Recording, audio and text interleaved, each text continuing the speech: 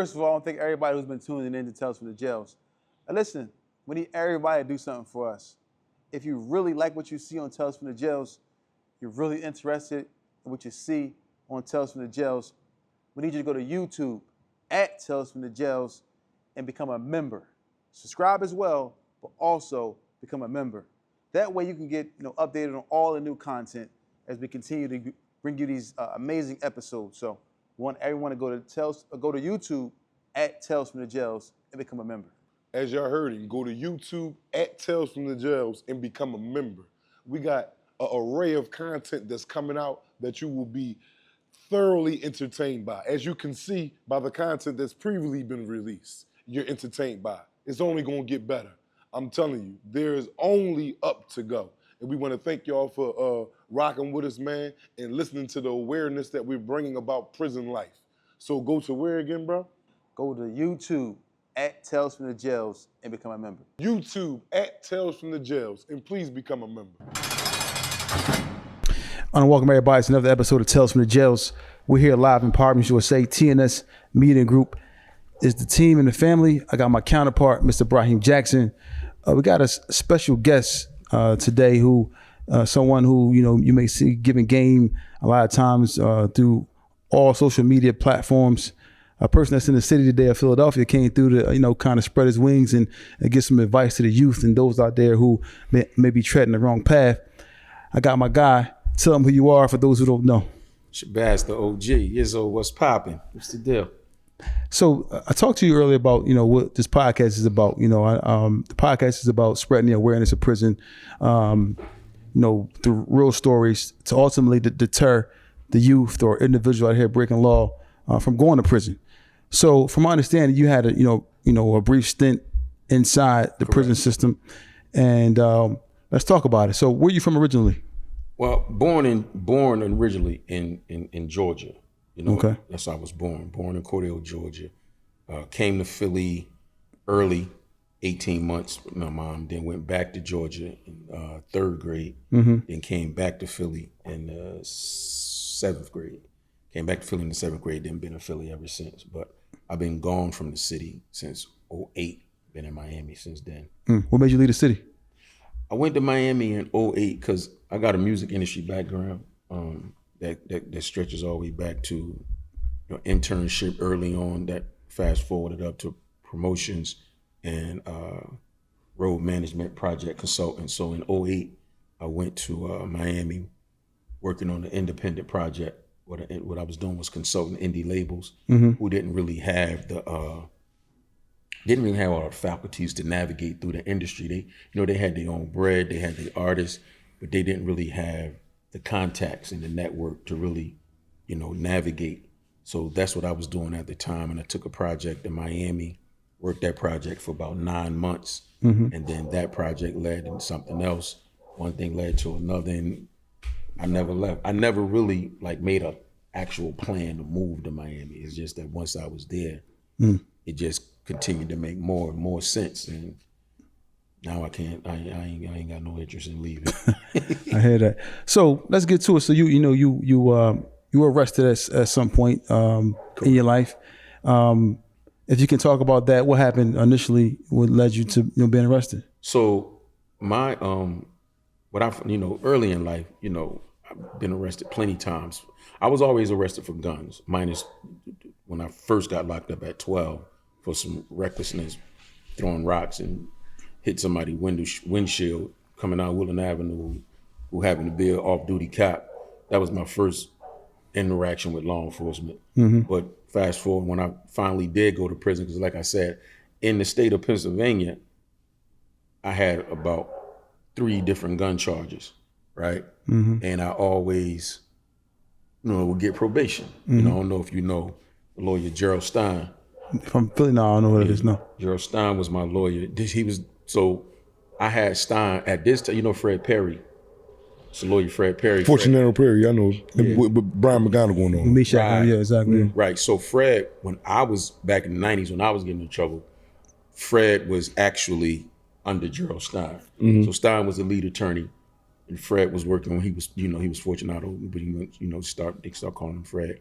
But This was before he really took off on his own, and he's doing great now. But obviously, back then, it started with the gun charges, but I always got probation. I always got probation. Never went down for none of the guns. Stein, he would get my cases consolidated, probation, but just never went down. And then when I got jammed in Jersey with a gun is when I went to prison. Again, it was a 3-year sentence. And then I was expecting to go in, do 9 months, like I told you, come home, because it wasn't that deep. But it's interesting, like you were saying, the brother Brahim did 21 years. So what?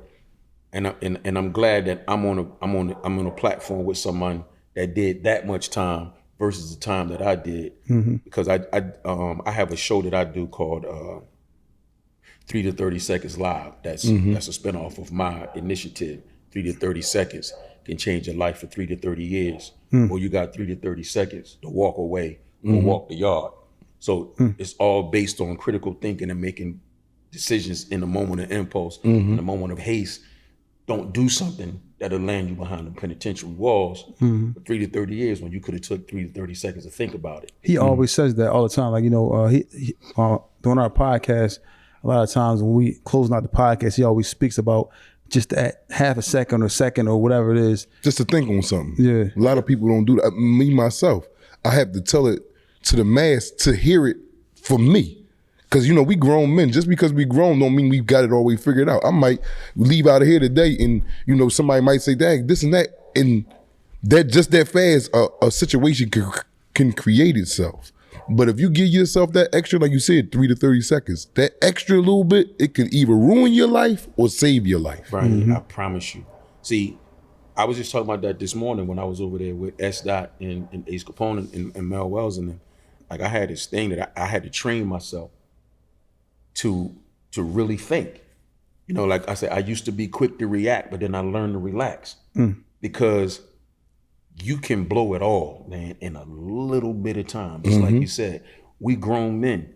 And when you done moved around society, especially in the streets, certain networks, around certain types of people, certain type of ways, you create this, internal dynamic for yourself. And a part of it as being a real man, an alpha male, it's like, dog, I don't play like that, dog. Like, don't play. You know what I'm saying? Like, that's really, especially, as men, and then we Muslim, then we got the discipline, like we focus. So it's like games ain't really something that we do. So it's very easy for somebody to go outside that dynamic and instantly put you in the mode of stop playing with me and get a reaction out you. And you can still be that way, but you gotta put that effort into thinking. You have to put that effort into thinking first. So the point that I was getting at when I was talking about the show that I had a sister who had been sentenced to 30 years. First time offender, nonviolent offense. They gave her 30 years on the drug charge. And she ended up giving 16 back. She did 14 years though. And we were talking about the experience. And that's what people who haven't been to prison don't understand. It's not necessarily about the time, and you can attest to this because you could do the time. It's the conditions that make us never, if you got some sense, never want to return. It's the conditions. So me doing 14 months, her having done 14 years, you having done 21 years, me knowing people that done did 20 years, 15 years, I still have those same experiences. I just didn't have the same amount of time to experience it. But I know what it feels like to go to those visits and want to see your family, but hate to go on the visit because of what you got to do going and coming. You got to strip down. Yeah, he always talk about that too. It's crazy you mentioned it. He says it all the time. He actually talks about that, just taking all your clothes off in front of other men. How demoralizing that is. So the time is the time, because once you get accustomed to the environment, you waking up, eating, going to sleep, going to the yard, it's your routine. It's your routine.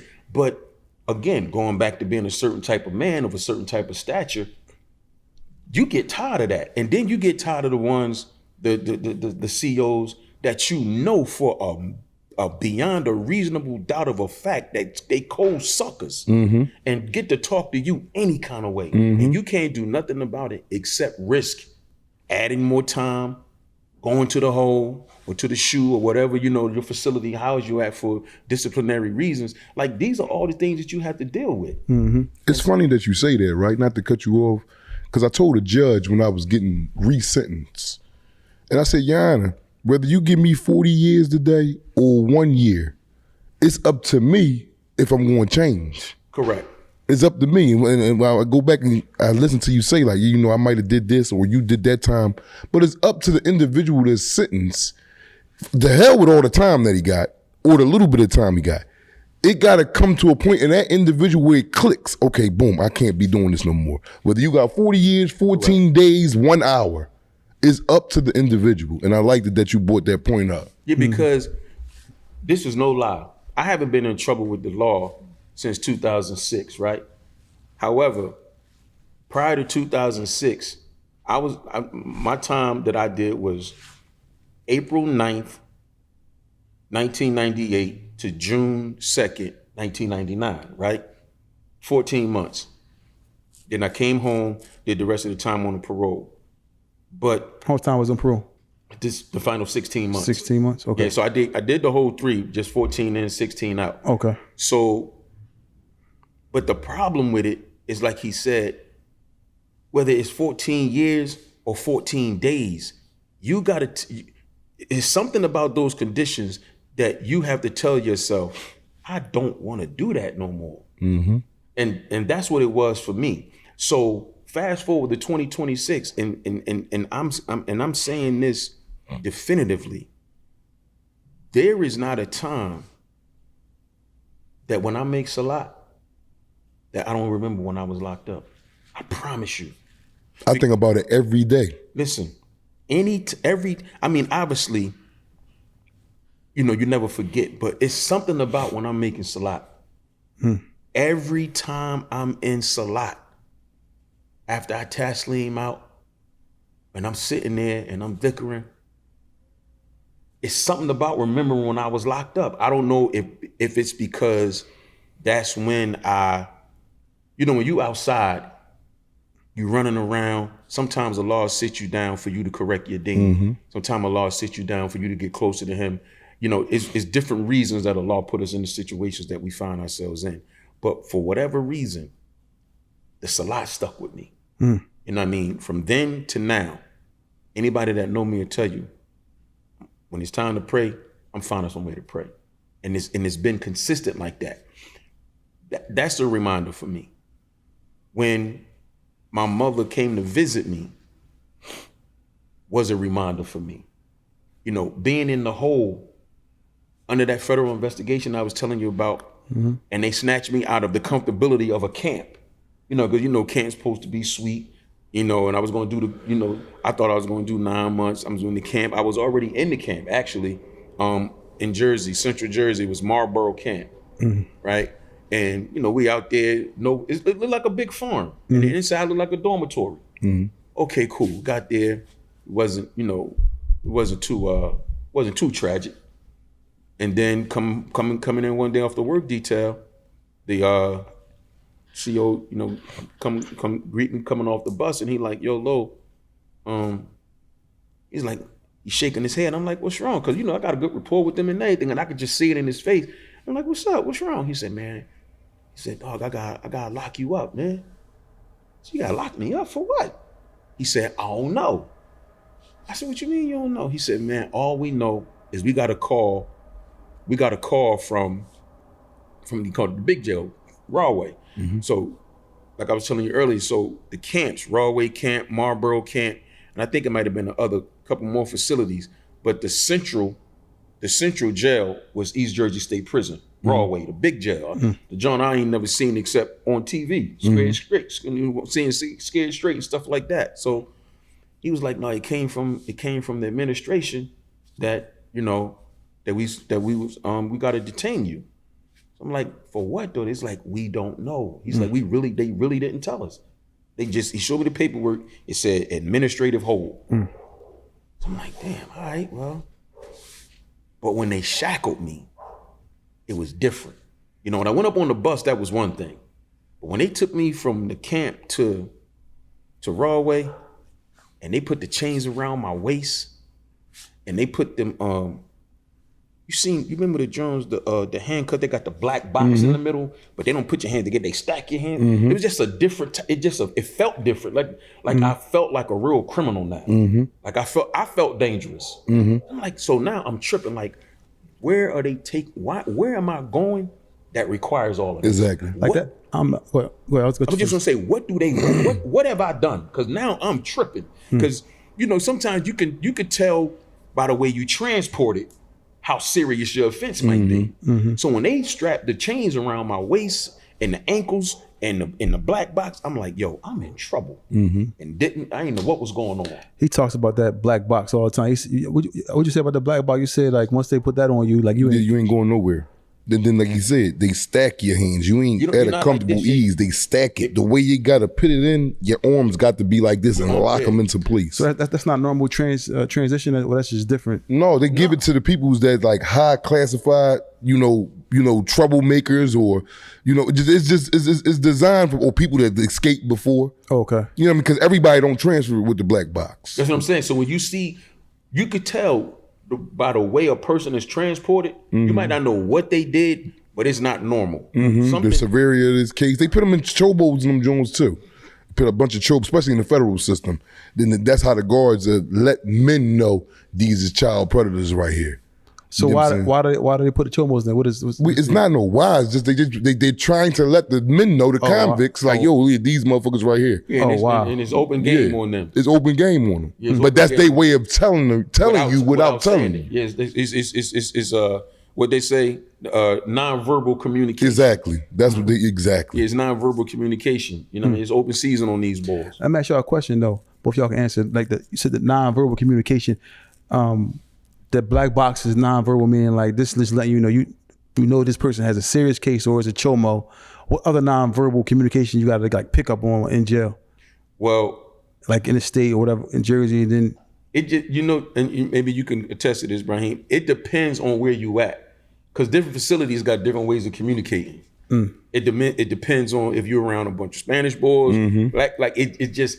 Man, jail is so, man. It has layers to it. It's exhausting, man. It's a whole nother world. It's its own world. And the best thing, the very best thing you can do to survive, the best thing is to mind your business, man, and stay low. He said the same thing all the time too. Listen, so this is about the fourth time he said the same thing I said, and he did considerably more time than me. This is how you can really understand. I know what I'm talking about. Exactly. It's the conditions. People get caught up on the time. I hear people talking about, a year, 12 months, y'all can do that standing on my head. Nigga, you bugging, because guess what? You do not know if that 12 months going to turn into 12 years because of something that happened behind that wall. And mentally, is taxing mentally. Yes. A lot of dudes, especially if you've never been there and you got to go that route at an older age and you never been to no type of incarceration, which is cool. This is what we're promoting, not to never do it. But when you go in there at an age like this or older age, man, a lot of dudes, man, can't handle that. I can't handle that right now, and I've been in there all my life. To go back right now, what I tell you, no, I'm never going. For them to come in here and they got to pull shoes off, drawers down. Y'all got to pull me out this joint.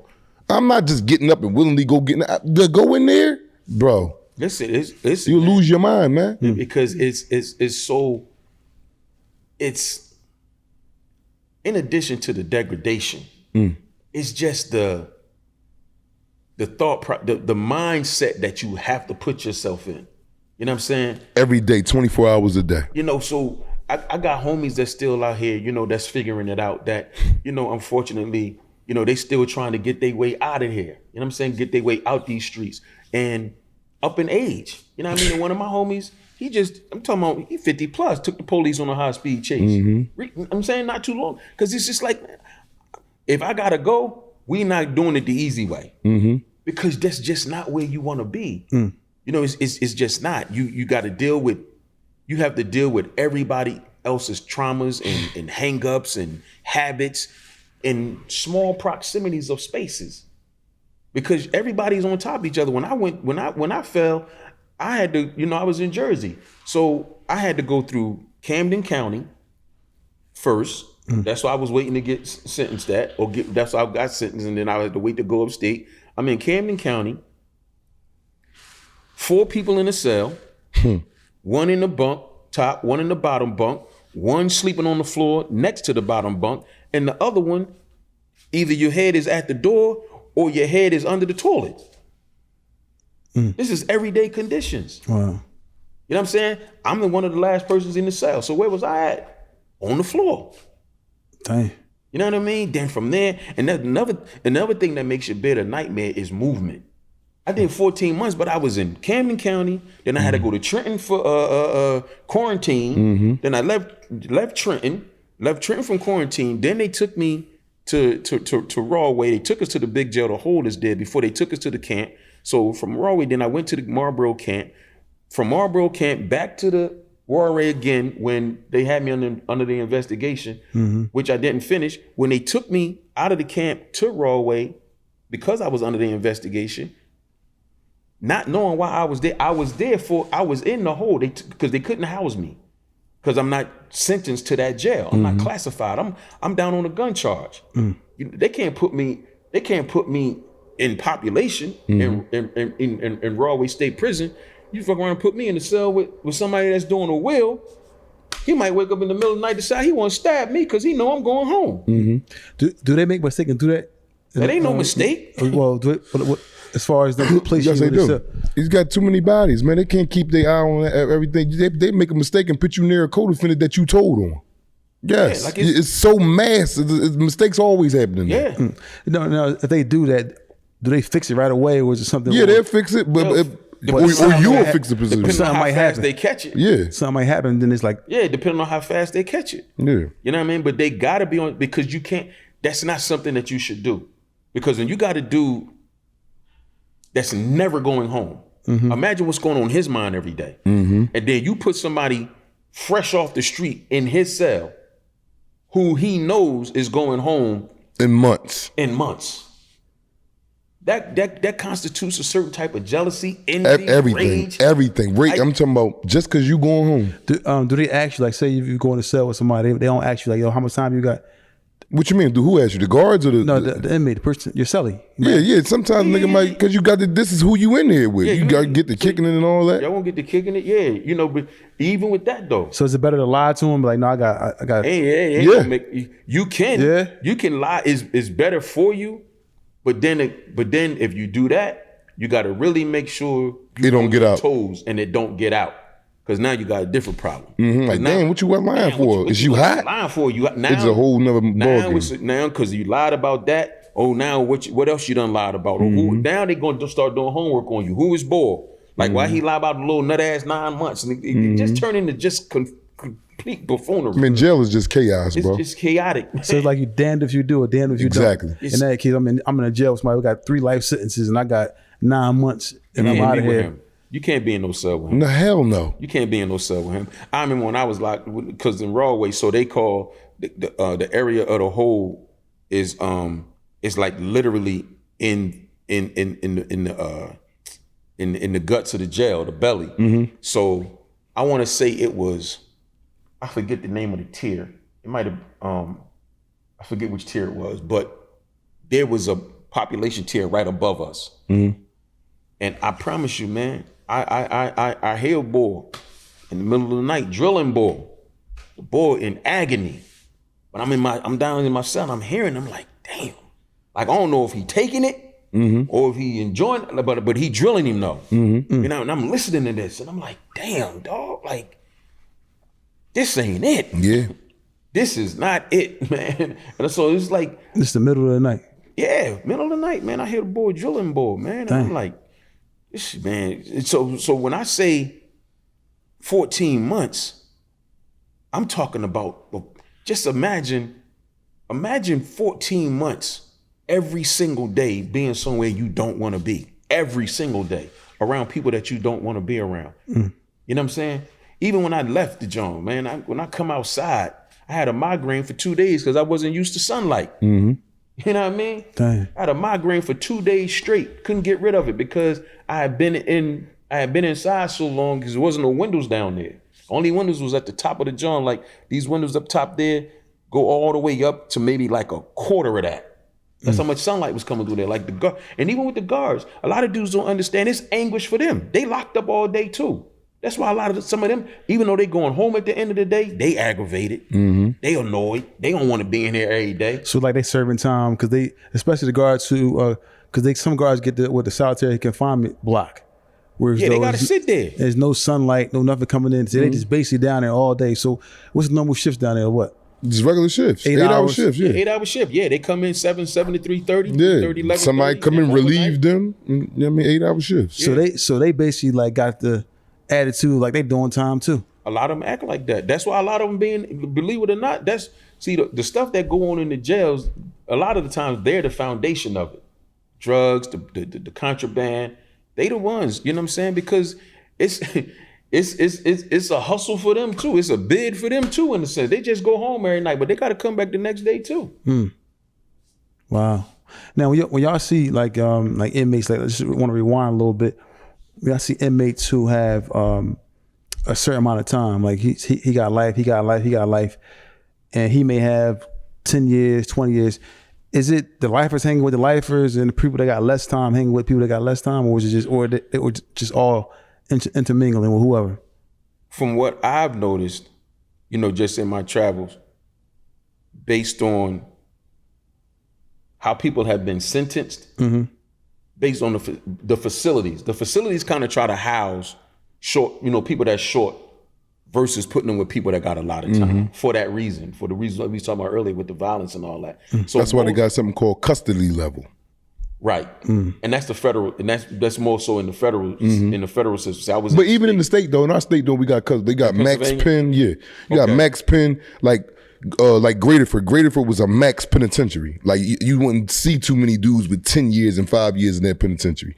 Like you got all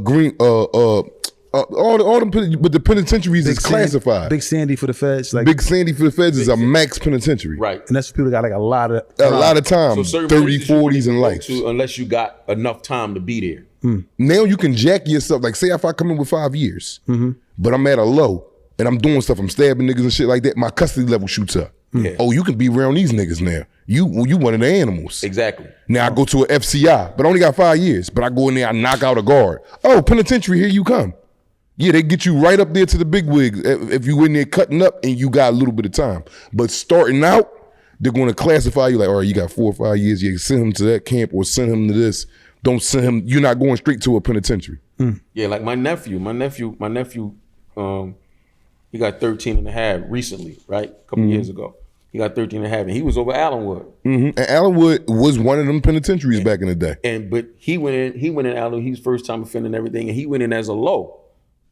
And then what they call a horse playing around or whatever, they zero tolerance. They snatched him, put him in the hole, reclassified him,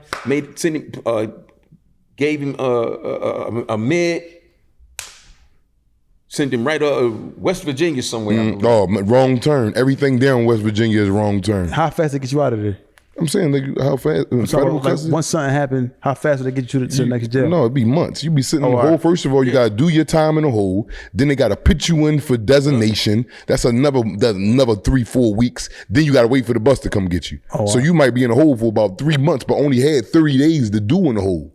But the reason why you down there, they can't let you back to the park because you're not there no more. So now you got to sit in this hole until they come get you. Yeah, it's like you homeless. It's like you just sitting in limbo, rather. That's what I'm saying. So that's what happened with me when they took me out that camp. That's when I sat in the hole. I was in the hole from June.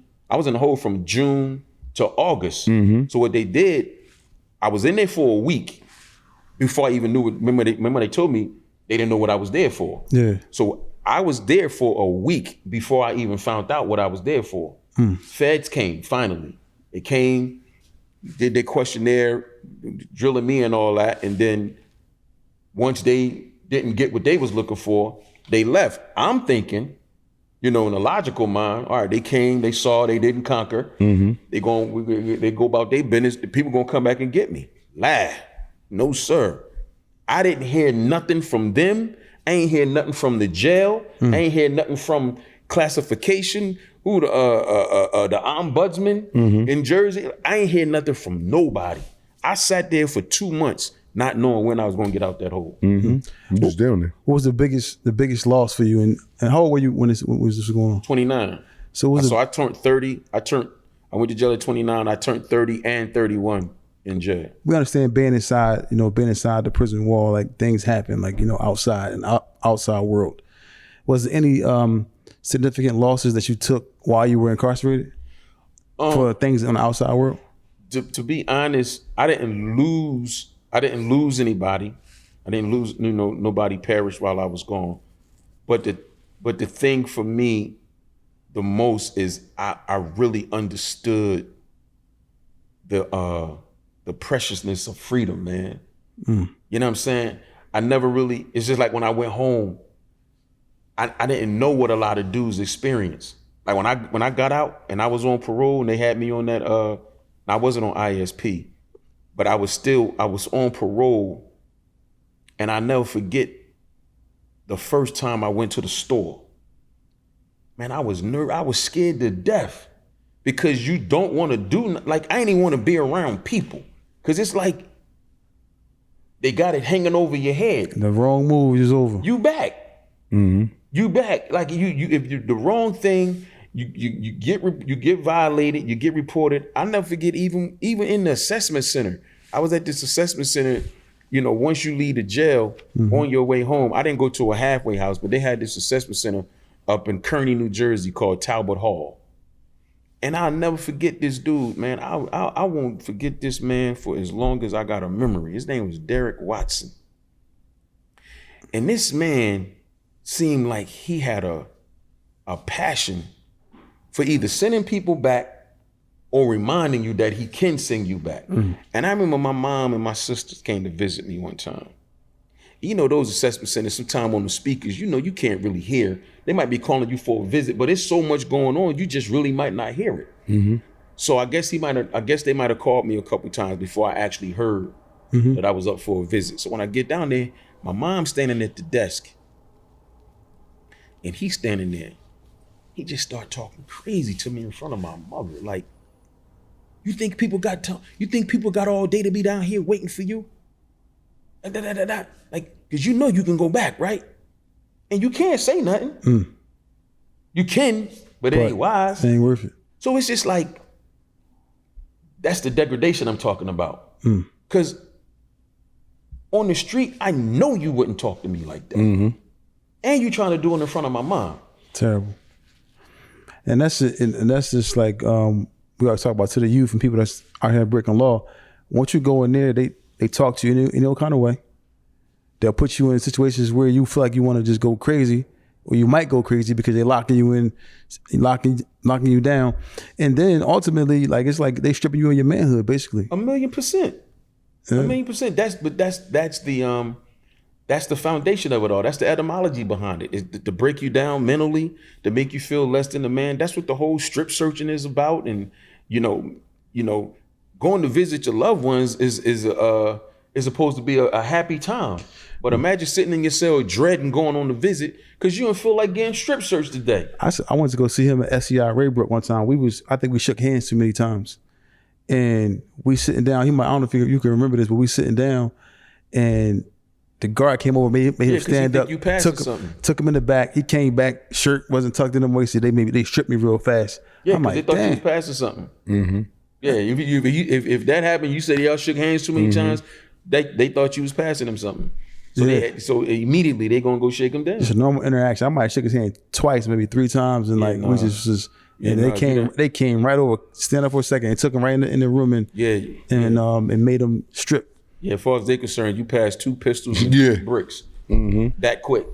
Now the violence in there, he has this thing he talks about all the time. Now, a lot of him asks the question, man, about this thing he asks is about locking a sock or. But have you seen violence in there though? Yeah. So remember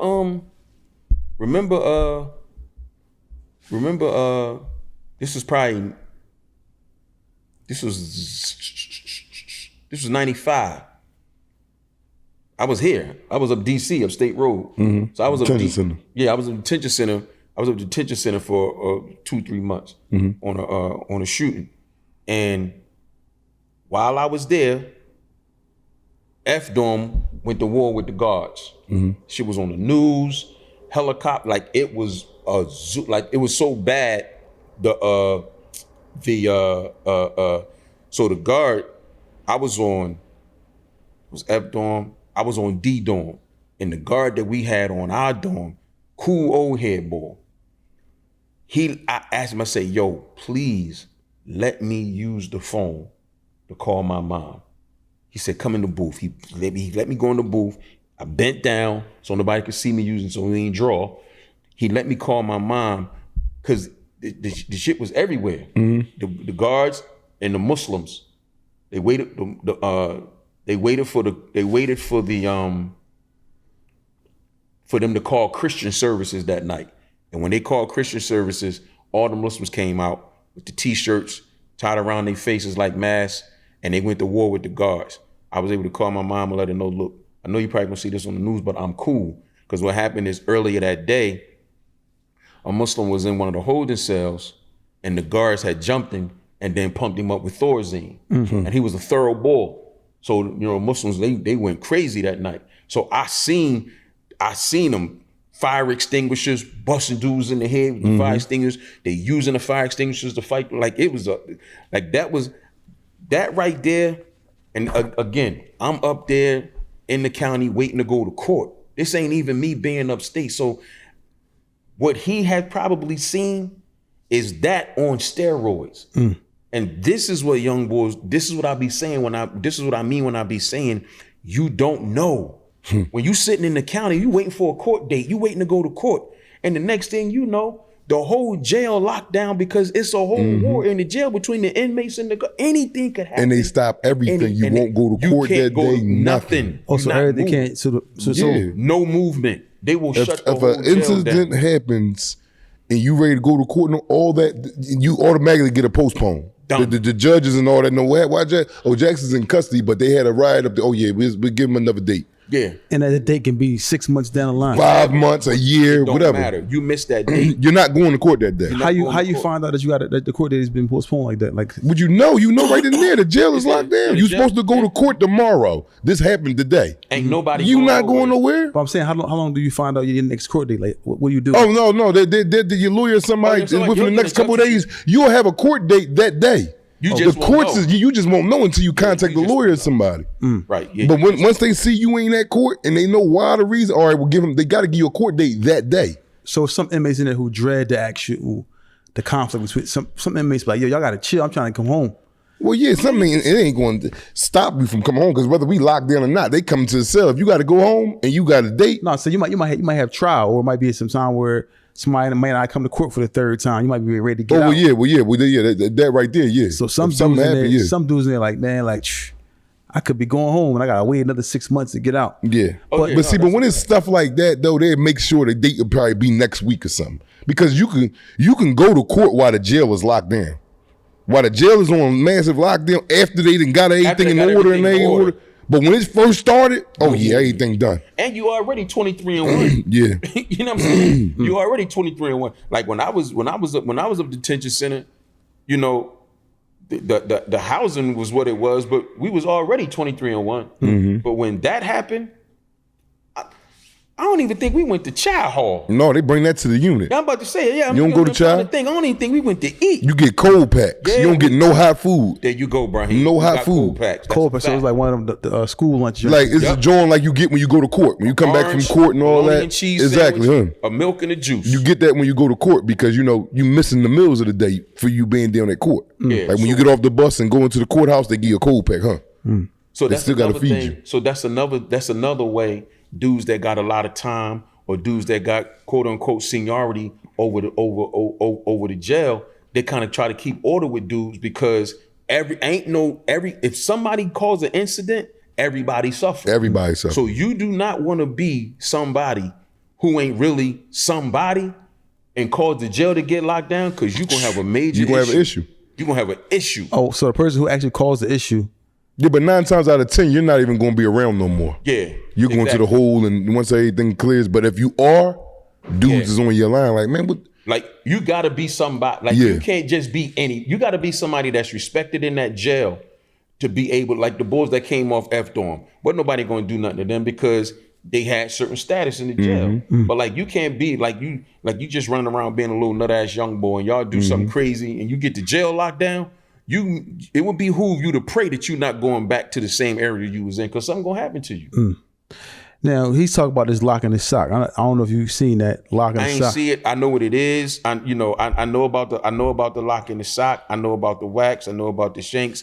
I know about the dudes that turn toothbrushes into knives. You know, the jail tattoos. You know, that was one of the most fascinating things I ever seen. Watch a dude take a little Debbie cake box and burn it and melt the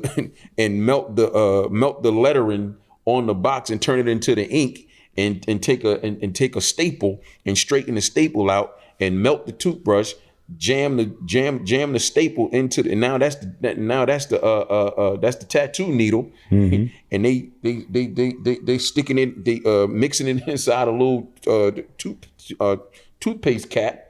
Because they done melted the ink off the cake box and poured the ink into the toothpaste cap, and now that's the ink that make these tattoos. I got this tattoo of detention center with the process I just told you. And got my mom name. I got this tattoo of detention center. Dang. So you know you're going. It's a world inside of a world. They said some of the best tattoo artists is in jail. That's a fact, and I'm telling you what they use for ink. But now they're using chess pieces. Oh wow! They melt the whole chess piece down. Get all the black chess pieces, and they enhance now. It's called soup. That or off the side of the box. Right. That's what they make it with the whistle name. But now they don't even go through that because now the guards smell that like, oh, what did the guard that raise an alarm? They run around. Who tagged it? Because you ain't allowed to be in there. How did melt the piece down? How do you melt it down? Melt it down. Burn it. You burn it. Oh wow. Yeah, they burn it. Yeah, burn it until it turns to a ball of wax. Then they got another something else that they put with it like Vaseline. They keep it in a like a liquid form. Wow. Yeah, they got the best of everything in there. This is their hustle. Wow, man. They charge $150 to $200 for a whole cover, a whole sleeve. Yeah. I think I paid $60 for this. And it'd be like you got it done at the tattoo parlor out here. Yes, you have dudes that's trash and you have dudes that's like that. Yeah, you got some dudes that's really tattoo artists. Yeah. I'm telling you, these are the tools. I'm talking about come home and open up shops off of doing it from in jail. It's a boy, I believe. I don't know if I think he did time, but he did all 50 Cent tattoos. One on his back and all that stuff. I think he did time. Now you came home and you got a relationship with TBE, Floyd Mayweather. How did you get to know Floyd? So I met Floyd in 2017. So this is our 9th year and change being friends. I met Floyd actually, like a lot of y'all, he saw me on social media. He was following the page, seeing the content, and at the time, one of my really good friends before she passed away, she was his assistant. Oh yeah. I knew, Keechi and I were friends, and he ultimately ended up saying like, he always watched the content, had been sharing it to people talking about me in his circle, and then one day he asked Keechi like, yo, he told her rather like, yo, I want to meet homie, I want to meet him. He be talking that talk, so Keechi called me up and invited me to his 40th birthday out in LA, and I went out there and. Here we are. That's what's up. And knowing somebody like Floyd Mayweather, as far as him, being arguably the best boxer ever, lace up a pair of gloves, and he's continuously pushing the envelope, and then him serving time at a point in time for a reason. Do you remember his mental? Did you know him at that time when he served time? I didn't know him at the time when he did that stint. But we've discussed it. We've talked about it. But I didn't know him at the time that he did it. Nah. Do you think it's harder to do time when you damn near a billionaire opposed to just doing time when you just a person that just has a regular 9 to 5? I mean, yeah, like right now, a lot of people know Puff, my man. You know what I mean? And Puff dealing with his situation, and I had asked, if he wanted, if he wanted me to come visit him, and my man who went to go visit him, you know, he said Puff had already told him, like, you know, tell everybody to chill because, you know, I'll be home soon. You know, he said, plus, you know, he don't like being out on the dance floor. You know what I'm saying? That's what they call the visiting room. Yeah. You know, because when you out there, it's like all eyes on you type stuff. You know what I'm saying? So it's like, it's a different type of bid, you know, because of who the person is, but it's still a bid. And it ain't no favoritism for real. You know what I'm saying? It's going to go the way it's supposed to go. Matter of fact, you know, if you ain't careful, you know, if you too famous and too popular, you know, you might be in there financing the whole situation if you ain't careful. Because if you ain't like that, you know, dudes they will have you sending money home to people's folks, you know, and he'll tell you, I ain't lying. So people look at you, you coming through there, you got some stuff going on, have a name, some type of status, and they like, yo, look, I need you to take care of this situation for me. So it's really going on. Yes. 1,000,000%. And that he ain't got to be no celebrity for that to happen. He just gotta have something. If you were bored and they know you was getting money on the street, they consider you still having it. And you like I said, you ain't like that. You ain't with the right people. You ain't really, you know, putting it down like, hey, listen, I ain't going. So whatever we going to do, is go ahead and get it out the way. I'm not sending nobody no money.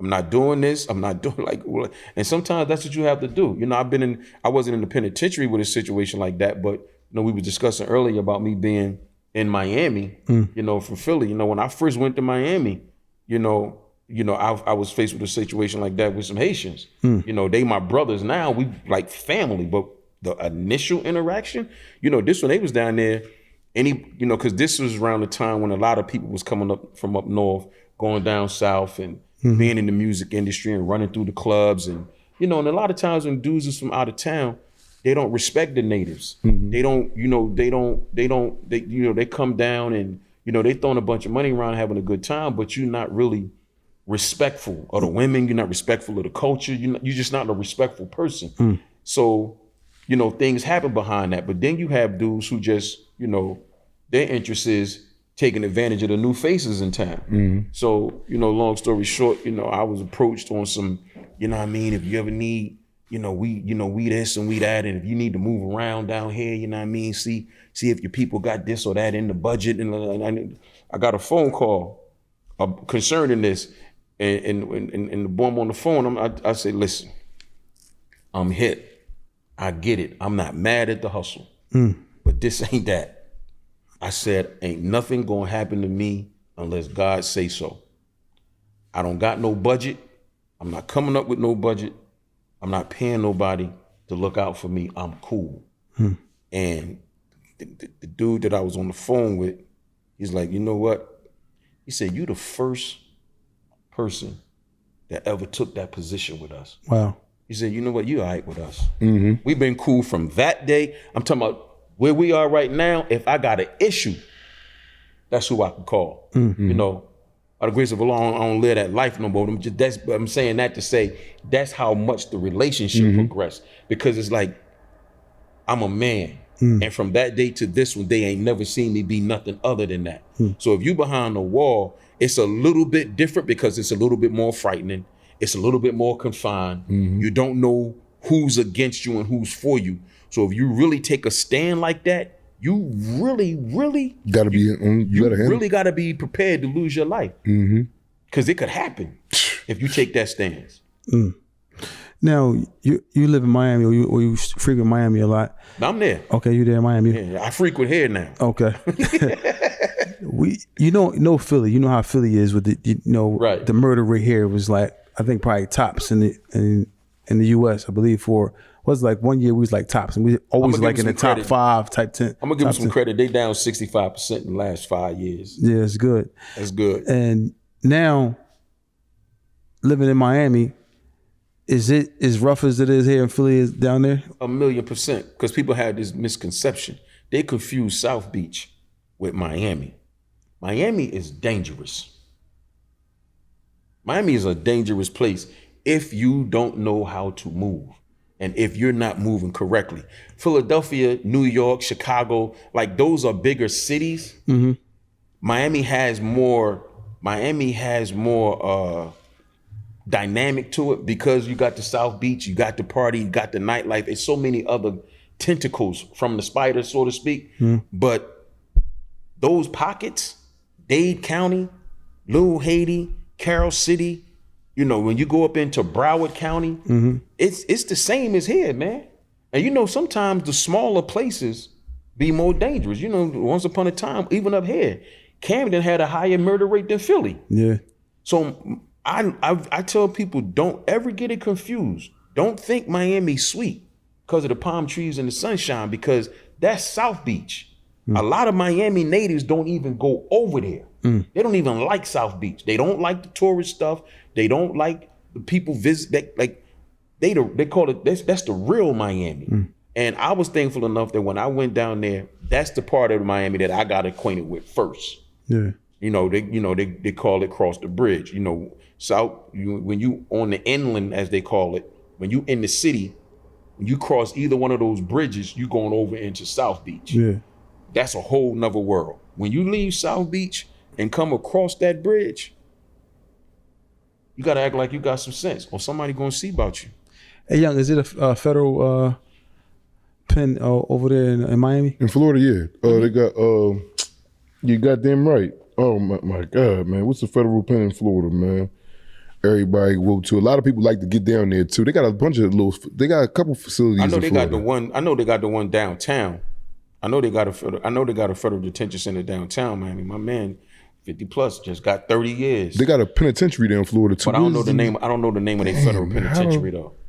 You been there, Young? No, I ain't never been down. I've been down south, but not down Florida. Matter of fact, I know somebody that I know deal with somebody that's locked up, and he's trying to get down there. The jail is right here, and the name is in my head, Yep, man. I just heard about it recently. I didn't know the name of it, but Everybody I know be trying to get somebody the damn, man. that's They got a penitentiary down there, a USP for a federal penitentiary. Is it tough? Is it have a name of being like a rough spot? Well, all penitentiaries in the feds is rough spots. Well, I'm saying, but some got the reputation like don't go there. Like you said, No, all wrong, penitentiaries, you bro. said wrong turn. Like you said, don't go wrong there. turn. That's just down West Virginia. But I'm just saying, you give them like a No, certain but name. all penitentiaries, bro. All USPs, federal USPs, do not. You won't want to be there. don't want to be there. Yeah. They don't have one USP that's soft at all. If it's a USP, a federal USP, that joint is crazy. But so the FCI, That's a medium. okay. And then the lows, and then you got camps. The USPs is the United States Penitentiary. Yeah. So that's, Penitentiaries is different. so you collide with all races, all different people from all different states. Everywhere. It's just like I just did a speaking engagement last summer, something before last, in Atlanta. I did Atlanta USP. Same thing. Same all demographics of people. All He talks different about types of Atlanta. See, crime. like that's what I'm saying. Like certain spots, let me cut you off, but certain spots I've heard him say like USP Atlanta, like don't, like they said they're knocking people out there. Yeah, the guards will beat you up there. Yeah, so it has like a reputation of being like Yeah. rough, but a little bit more spice on it because of the incidents that happened in that place or what it's known for. Like it's another transit spot you said that is like rough as far as the cells is dirty and it's trying. Oh, Atlanta was one of the nastiest joints. Okay, see, so they have different places that have like different reputations. I'm mad as hell. I don't remember the name of that penitentiary in Florida right now. I'm sitting here trying to. That's why you see me zoning out over here because a couple of my men went there. It's right here. It's as soon as the show is over, watch I remember it. Like it's crazy, but this is not nowhere where men need to be at. But I want to ask you a question, OG. From during that time, right? Do you think jail is really a rehabilitation? No, hell no. Hell no. I ain't even got to think about that because it's not the jail that rehabilitates you. You started off the conversation saying it start with you. If you told the judge, you can give me 40 years, you can give me 1 day. It's still going to be up to the person, man. You got to make a choice. You got to be so disgusted by those conditions because you got to think, this is a business. I told somebody a long time ago, when I'll never forget, and this what made me think about it. I was leaving. And one of the CEOs said, all right, now we don't want to see you back in here no more. And I thought about that one day and I was like, yes, you do. You might not want to see me because you might have taken a liking to me, USP Coleman, not to cut you off. Coleman. USP Coleman in Florida. In Florida. They gotta go, but go ahead. What the guard say? You might FCC Coleman. But they got a complex. Okay. They got a You penitentiary might FCS. you might not want to see me particularly because you might have taken a liking to me, right? But you want to see somebody else because if you don't got no job. So the rehabilitation part of it, that's cap. Yeah. That's cap. That's because if everybody straighten their act up, y'all got to find a new career. We just was talking about that, man, probably yesterday. Yeah, Like gotta if find a you new bring career. the guards, all the people, because but prison guard is a career. That ain't just a job. That's a career. That's a career. They got families working there. Yes. You got grandpops and sergeants. His son work up front. They daughter work out back. I'm talking about whole family. They married. She married to him. And Yeah, man. Listen, this joint is a horse and pony show. People get grandfathered in like Fortune 500 companies. Yeah. Like you can't get in unless you know. Like that's how that run. Man. And they put these jails in these little hick towns that they ain't never ever probably seen black people in real life, only on TV. Like when I say wrong turn, deep West Virginia, they put a jail right there inside a mountain. Boom. Now that's bringing employment to the community. Yep. These is goat herders form and you know what I mean? And they ain't really had, for real. Now you in here, you're not even equipped to deal with men of danger and they just putting them in these positions. But it's bringing the community's job. These little communities is in. and authority. And authority. I'm talking about this is how dangerous it is. Like you in here, you're not even equipped to work with men of this caliber. First of all, you ain't never even seen this before. How you think you're gonna come in here and gun? But they do. They do. Colin Powell said one time, and I'm gonna get a mic back to you. Colin Powell said one time, they said, why you don't take, the criminals to war and fight for our country instead of taking our loved ones? He say, why would I take somebody that listen to one guard to tell them to lock in they cell and everybody go lock in? And I'm like, wow. It's 200, 300 niggas on the block. Men, everybody, we all say we men, we standing on business and all that. That guard locked down. Everybody be walking to their cell. Damn, what happened, man? I'll let you later, Come on, man. So they shutting their own cell. Yeah. Come on. It's lockdown time. And you better, it ain't like you're not going to do it. So how many guards is on the block? 200. One. It's one. In the federal system, is one guard on each block. Yeah, it's different depending on the type of facility. Like when I was talking about when I was up the detention center, in the detention center, all the cells, it was like a big dome up DC, but all the cells is like a big circle, but the guard is in the center of the floor in his in his little bubble, booth, in his yeah. little, but it's not even a bubble because his was open. He had an open in DC. He had an open booth, but it just depends on what type of how the facility is designed. Because we might have had, I think maybe 2 when I was up Broadway camp, and they had I think we had 2 up there, but most of the time it's just it's a guard to a tier, guard to a block. Guard to govern 150 to 200 niggas. And so now that you home, right? You home, you doing some good things. I see you moving around as far as speaking at events and being motivational to the people out here who need the motivation, even myself and him as well. I love watching your 30-second content. me I too. love it. I stay on there watching. I appreciate that, Brian. So with that, and along with, I know you have a million other things going on. What's been the most, I'll say this, what's been the most enjoying part of doing what you're doing? The response that I've gotten from the people that I've been trying to reach, which is the younger guys. Just yesterday when I was at, and I just posted it, I ran into a guy yesterday at in Atlantic City, right after they finished doing the peace walk at the end of the conference. And it was a young man. He was there with his son and his daughter. He was like, man, I saw you yesterday. He said, I saw you again today. He said, man, I just been hesitating to speak to you. He said, but I just told myself, man, stop being cool and go speak. And he said, man, I've been watching you since 2017. He said, man, I was outside. He said, then the mayor in his office, they gave me a chance to be a part of this anti-violence program. He said, man, I love it. He said, but on my journey, watching your videos and getting a lot of game from you is what helped me make a lot of the better decisions that I made. So that right there is the fulfilling part for me, because I've had that happen numerous times. I've had fathers reach out to me and ask me to speak to their sons. I've had mothers reach out to me and ask me to speak to their sons.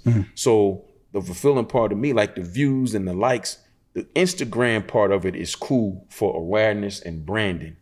But for it to translate over into real life, real coaching classes, real speaking engagements, having real phone conversations with people who say, hey, listen, you know, I really need to talk to you.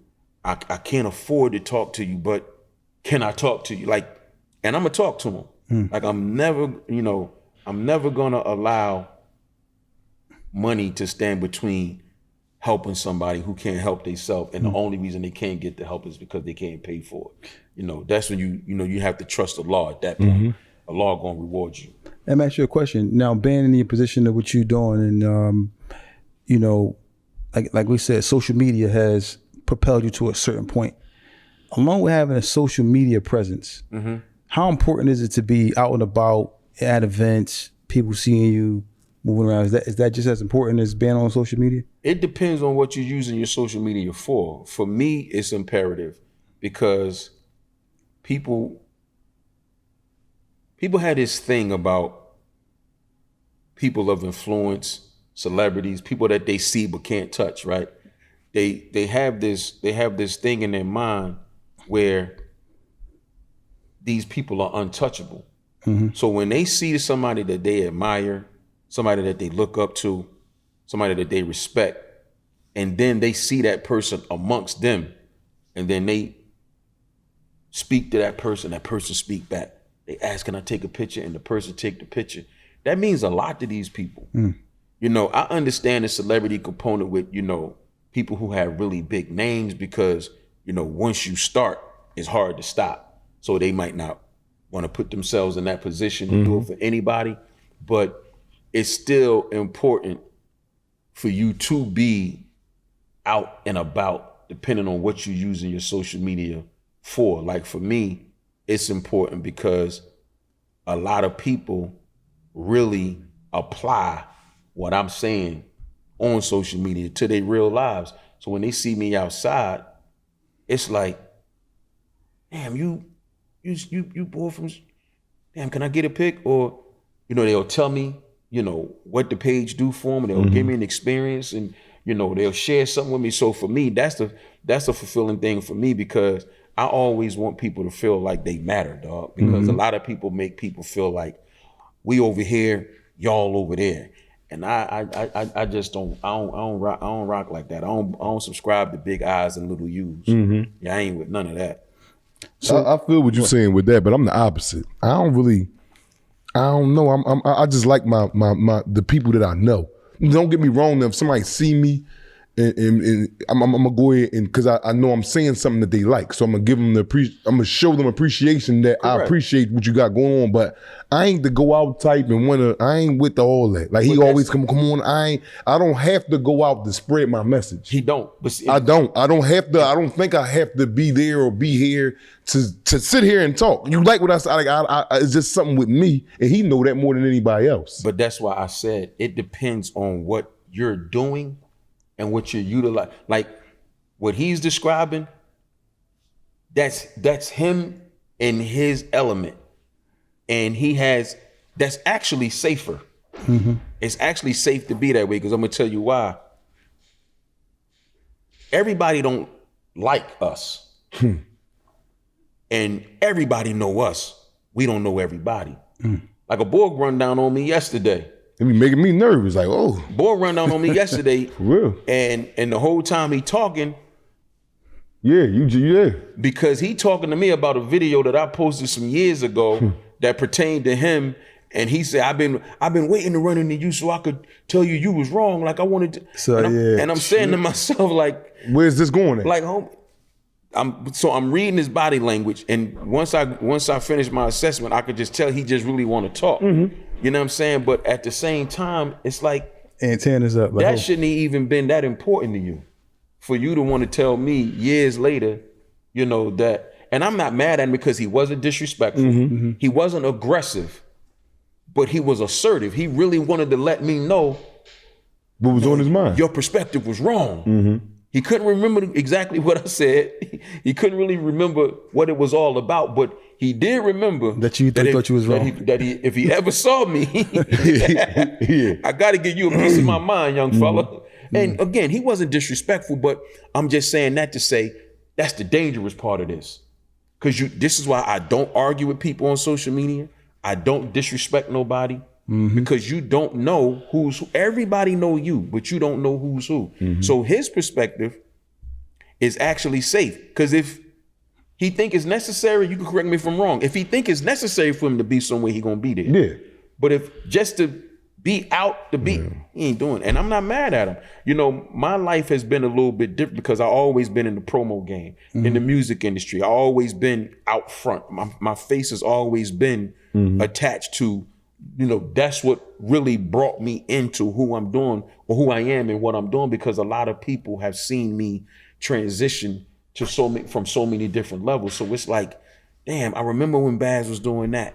Then Baz was doing that. Now Baz is doing this. So a lot of people have gotten a chance to witness the elevation. So for me, it's fruitful as well as fulfilling to be interactive and to be out, because part of that is what made me who I am. So I wouldn't abandon that.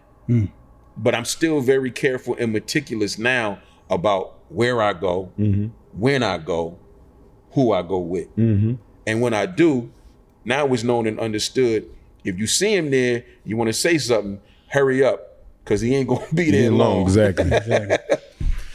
So what's next for you? Like what's like, you know, what do you see yourself, you know, I'll say, what are your plans or what is it that you want to do going forward, you know, from this day forward? Like, you know, what is it that you want to see yourself doing, or what's the highlight for you? Well, thankfully, I'm already in the mix of what I'm doing. It's already at play, and I'm just watching it, you know, continuously, you know, coming to fruition. So this whole 3 to 30 second initiative that I started, it transitioned into an actual nonprofit. It's a 501c3 now.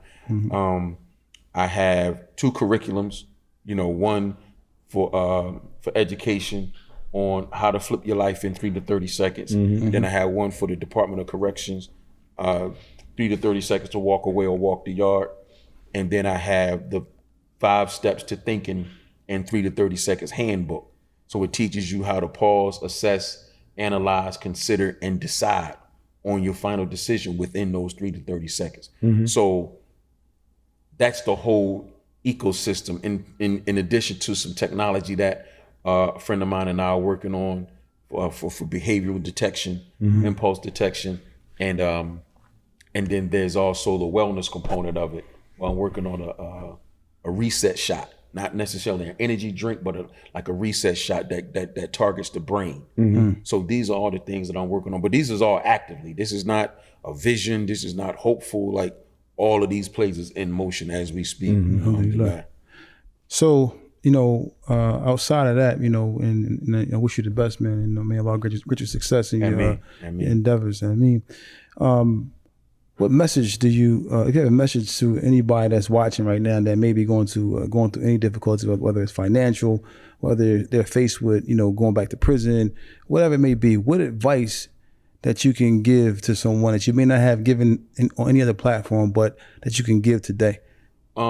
Actually, I'm gonna echo something that I said earlier, which is something that I believe it may be the first time me really saying publicly, but this will probably be the first platform that I said this on, and it's to remind us, man, that when we wake up, that's the blessing, right? That's the first blessing. That's the primary blessing, because no matter what we want, we can't get it if we don't wake up today. I agree. So no matter what you're going through, no matter what you're trying to run to, no matter what you're running from, none of it is going to happen if you don't wake up. So if Allah wakes you up, give thanks.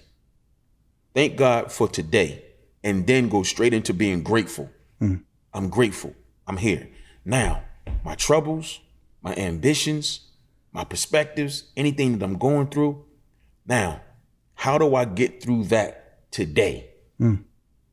Let's not, yesterday is gone. Tomorrow not here yet. You know, the past causes depression. The future causes anxiety. So let's deal with right now. Can we get through today?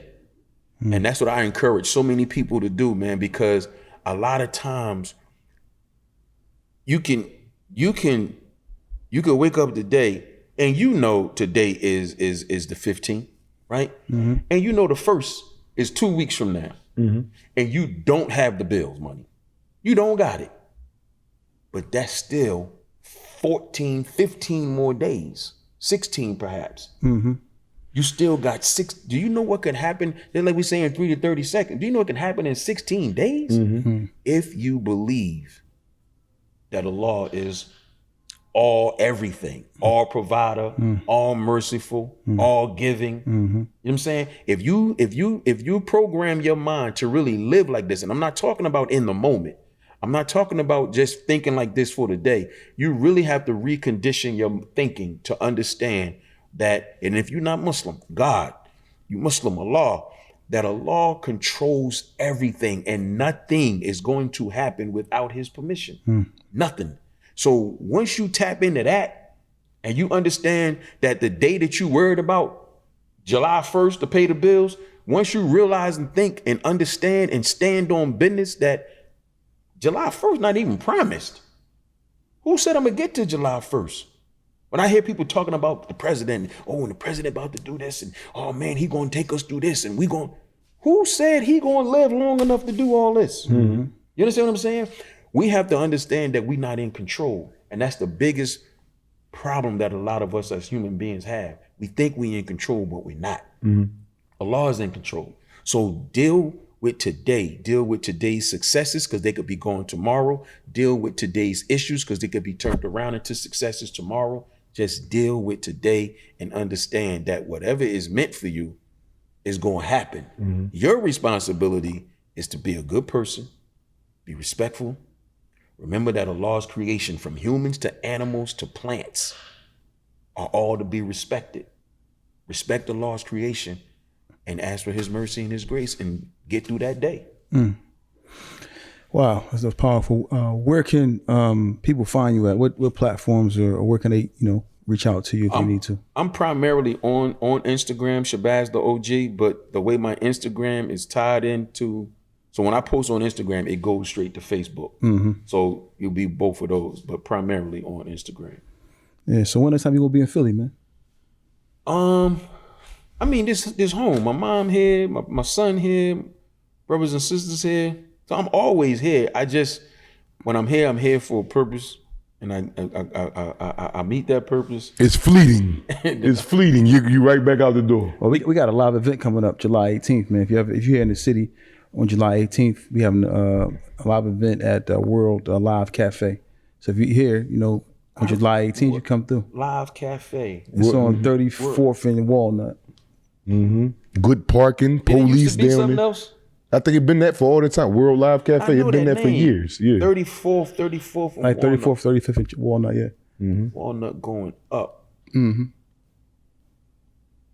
coming down Walnuts on the right hand side. Yeah. Got the food stuff in there. Yeah. Okay, I know what you're talking. I know exactly where it is. I seen that name. Matter of fact, I seen it the last time I was home because I was coming down Walnut Street over there I was on Chestnut where that Starbucks is over there. But yeah, for sure. If I'm in town, come through. Anything you want to say, young, before we get about it? Man, my whole motto is think about it. Think about it, man. 2-3 seconds, man, could destroy your life or save your life. That's a fact. Every last time, I don't care what situation it is. It can make you go broke. It can make you be rich. Think about it. Just 2-3 seconds. That's all I ask. Yeah, 3 to 30, if you will. Man, say that again. You heard that? 3 to 30. I gotta get me some apparel, man. I had it something, man. Yeah, no, this I left. I got the 3 to 30 second wristbands. I left from home, but I got a bunch of these, and then I got merch on the website. Okay. I have merch on the website and the handbook, the 5 steps to thinking in 3 to 30 second handbook is actually in the process of getting published now. So that'll be out on Amazon pretty soon. And what's your website where they can go get the merch from? SHABAZZTheOG.com. All right.